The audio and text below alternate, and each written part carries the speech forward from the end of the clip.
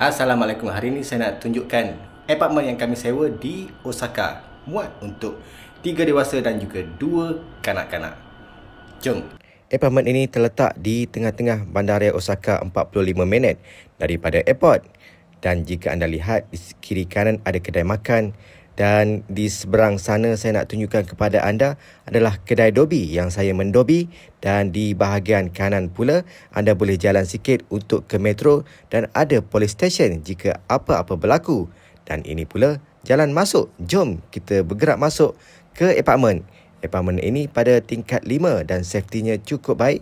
Anda perlu masukkan password untuk masuk dan naik lift. Rumah kami yang kami sewa melalui Airbnb adalah di tingkat 5. Dan sekarang jom kita masuk untuk lihat di dalam. Dengan harga lebih kurang 451 malam, anda boleh bawa family dan pintu masuk di sebelah kiri anda akan dapat lihat tempat letak kasut. Dan di sebelah kiri juga ada toilet dan juga ruang untuk membasuh. Tetapi tidaklah besar, ia memang comel sahaja. Dan di sebelah kanan adalah ruang untuk toilet.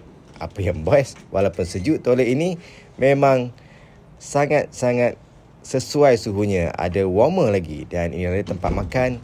Ada TV walaupun kami tak tengok TV sangat. Di sebelah kiri ada tempat masak, dapur yang kecil dan cukup untuk memasak nasi dan macam-macam lagi. Ada 2 katil kiri dan kanan.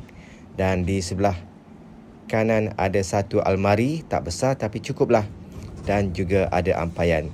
Sekian dulu perkongsian daripada Ilham Fly Studio. Jangan lupa untuk follow untuk next video. Salam jumpa lagi.